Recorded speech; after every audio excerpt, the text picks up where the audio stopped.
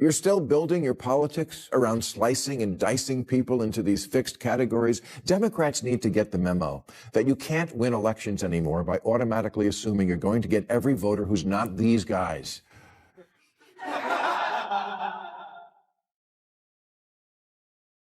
The more you obsess over identity, the more you ignore the bread and butter issues that win and lose elections. Less than 1 in 4 Democrats under 30 say they're proud to be an American. 54% say they're embarrassed by it. Embarrassed? Like America's your mom picking you up at school? You're embarrassed to be an American? Politics built around identity was meant to bring people together, but according to Bill Maher, it ended up creating even deeper divisions. During a live TV appearance, he sharply criticized Democrats over that approach, holding nothing back. Before we continue, if you enjoy quick commentary videos with clear breakdowns, take a moment to subscribe. Now, let's get into the story. The Democratic Party's current approval rating is 21%. Which is only slightly more popular than Kanye's swastika shirts. Maybe that's why, according to a new Gallup poll, 45% of Democrats want the party to move to the center, which is up 11 points from 4 years ago. Now, whenever a political party finds a real star president, the other side always says, well, we have to find our Bill Clinton, our Reagan, our Obama. Well, the Democrats need to find their Trump. Not the authoritarian part, but the part where a politician bonds with everyday Americans because he talks like them. And the good news for Democrats is they have that guy, and his name is John Fetterman.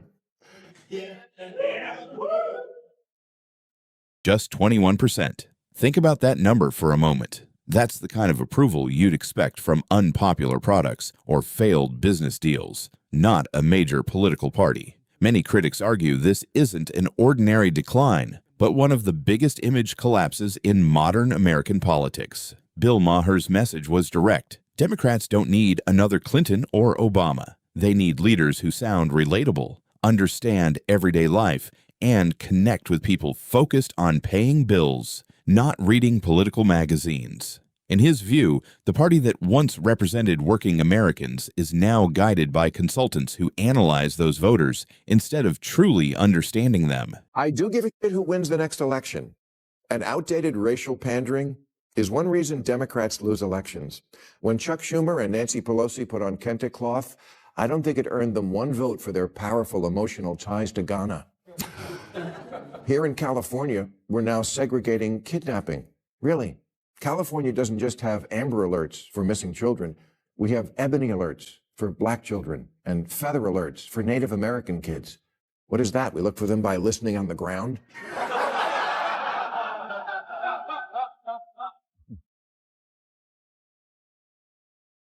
Look, even if you like identity politics, this kind of thing is antiquated.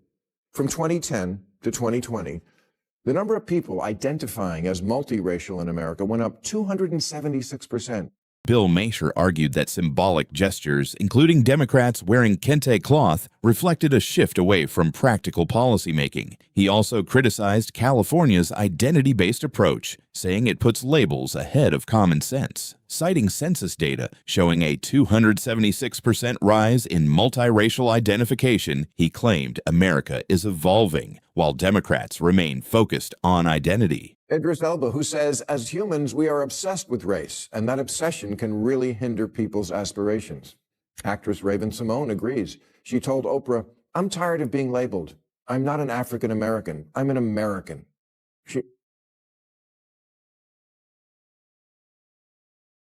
She says, I don't know what country in Africa I'm from. My roots are in Louisiana. And you don't have to agree with that. But it's a point of view a lot of people have. It should be respected. Morgan Freeman says the way to finish off racism is stop talking about it.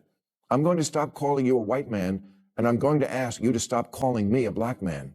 There's even a movement now to ban racial questions on the census, and many of its leaders are people of color, like Professor Sheena Mason, who says to undo racism, we have to undo our belief in race. The liberal group MoveOn.org, formed in 1998 to urge Republicans to move on from the Clinton impeachment. Today's Democrats should move on from identity politics. It's not working. It's not working for them or for us. Democrats are hemorrhaging the very voters they think they're pandering to. The Financial Times writes, Democrats are going backwards faster with voters of color than any other demographic, and suggests the reason is that a less racially divided America is an America where people vote more based on their beliefs than their identity. Idris Elba, Raven Simonet, and Morgan Freeman aren't conservative figures, yet all have questioned the growing focus on labeling people by identity. Bill Maher argued that Democrats have continued emphasizing those divisions despite the criticism. He also pointed to reports that the party has been losing support among minority voters at a faster rate than any other voting bloc. You're still building your politics around slicing and dicing people into these fixed categories. Democrats need to get the memo that you can't win elections anymore by automatically assuming you're going to get every voter who's not these guys.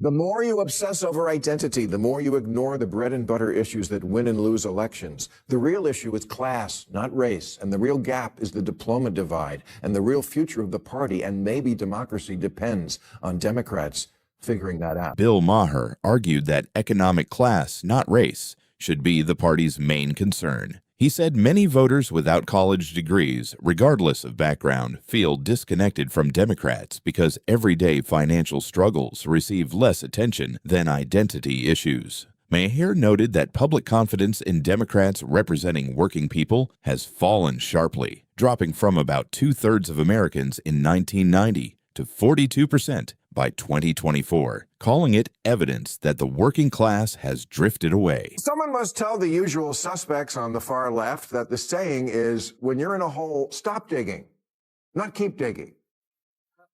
Talk about doubling down on what got you in the first place. Even the one concession I've heard a few people on the losing side offer, that liberals should stop saying the Trump voters are stupid, comes with a kind of unspoken parentheses. We know they are stupid, just don't say it. Yeah. Yeah, I got bad news for you. They don't have a monopoly on stupid. You wear Queers for Palestine t-shirts and masks 2 years after the pandemic ended. And you can't define woman, I mean person who menstruates. You're the teachers' union education party, and you've turned schools and colleges into a joke. You just lost a crazy contest to an actual crazy person.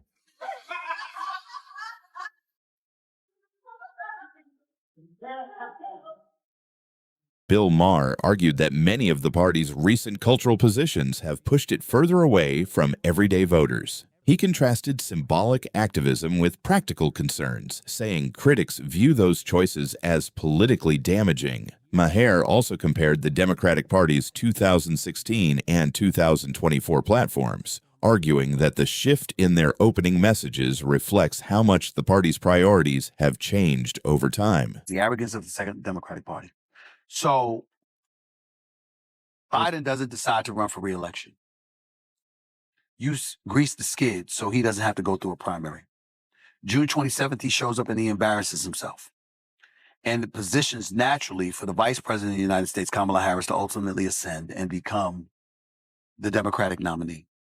But the last time we saw her in a primary, she couldn't make it to Iowa. Did you really think that was going to work? And then here's what you did. Did you discuss the economy enough? No.